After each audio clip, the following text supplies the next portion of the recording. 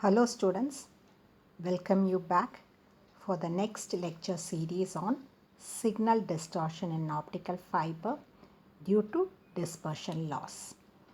This is the last video lecture on the dispersion loss calculation.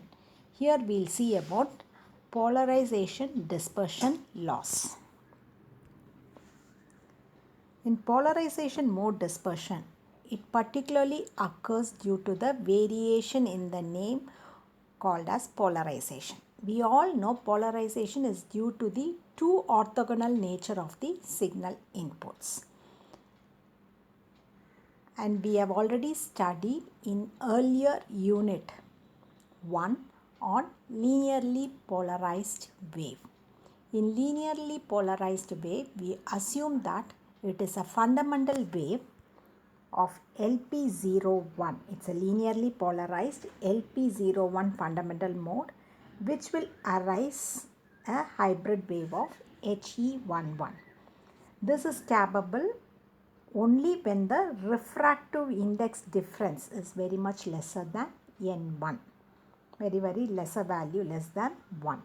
So due to this technique, a polarization mode occurs, and this polarization mode is due to the unequal velocities of two orthogonal states of polarization. So polarization mode dispersion loss occurs due to the fundamental mode LP01 propagated inside the fiber, where delta is very much lesser than 1. The polarization mode produces two unequal velocities of two orthogonal states of polarization. So polarized field is resolved into two orthogonally field.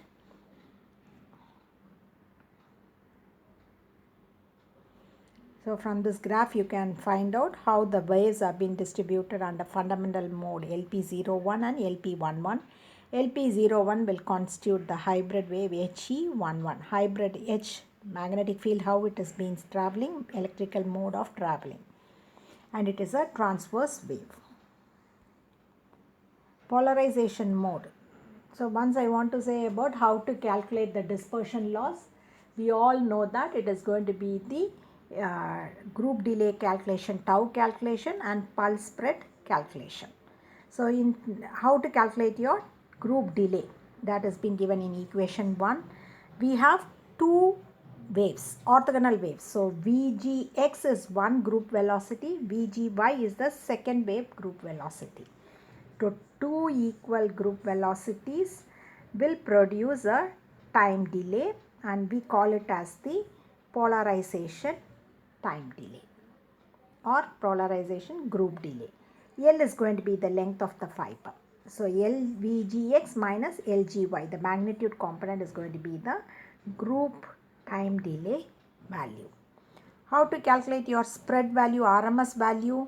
It is nothing but LDP sigma L. Here sigma L doesn't have any value. You don't define with respect to spectral width. It is only due to L and D. D is your dispersion loss due to PMD. There we can calculate what is the spread delay. How it has been pictorially represented. Now you can see the green part says about your spreading occurring when it is propagated inside the fiber material. Okay. So input, you have a small spectral width. It is being sent into the fiber material. You are maintaining the Cartesian coordinate x, y, z. So you have an electrical field Ex, Ey, Ez.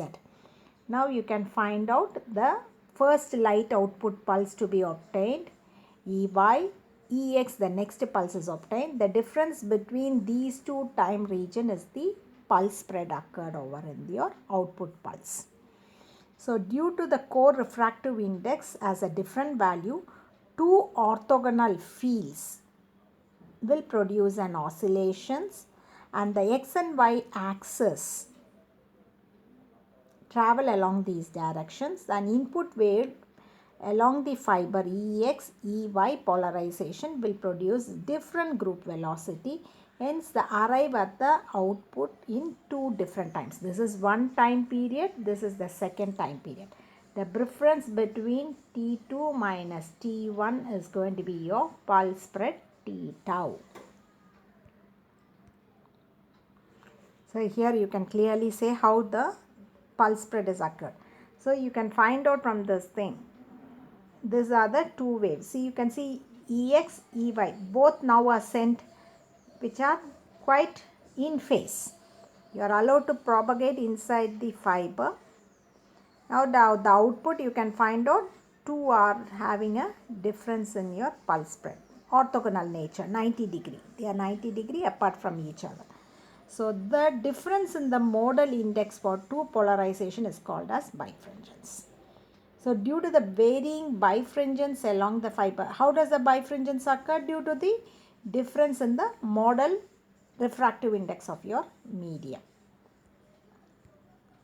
So the effects of bifringence on polarization state will produce the polarization mode dispersion, which is slightly due to the different velocity for each polarization mode because of the lack of symmetry and isotropic medium of the fiber. Finally, we come to a conclusion how the total dispersion loss has been calculated. First, we had intra model. Intra is what all we have calculated. It is due to material and waveguide. We call that as together chromatic dispersion. The other name for intramodal dispersion is chromatic, which is a combination of material dispersion, waveguide dispersion. So once you add these two, you will get chromatic dispersion or the intramodal dispersion. This is the pulse spread due to your intramodal dispersion. The second one, apart from the intramodal chromatic, you have polarization also affected. Therefore, the total dispersion loss that can occur to a single mode fiber where waveguide dispersion is significant, you will have chromatic dispersion plus the polarization. Therefore, D total dispersion loss multiplied by the length of the fiber multiplied by the spectral width of your input Gaussian line width. And this is the pulse spread that is occurring due to the losses occurred in the fiber optic system. So finally we conclude to say that dispersion is nothing but your pulse broadening. The output pulse is being spread with respect to your input line spectral width. We need to minimize this dispersion loss. This can occur in a single mode fiber of a mode frequency 2.405 where waveguide is a significant, material loss becomes insignificant, and at the optimal frequency of your laser light to be operated under 132 nano 0, material dispersion and waveguide dispersion cancel each other and you will produce a nullified value of a dispersion occurring to the system. And polarized dispersion can be minimized by the bifringence parameter where you can vary. This is how the dispersion loss can be minimized in a fiber optic system. Here is a video link which has been given on a polarized motion mode. You can clearly effectively see how polarization can occur to the two fields Ex and Ey and how 90 degree apart with the two different equal group velocity it is traveling. Thank you for your patience listening on the signal distortion in optical fibers.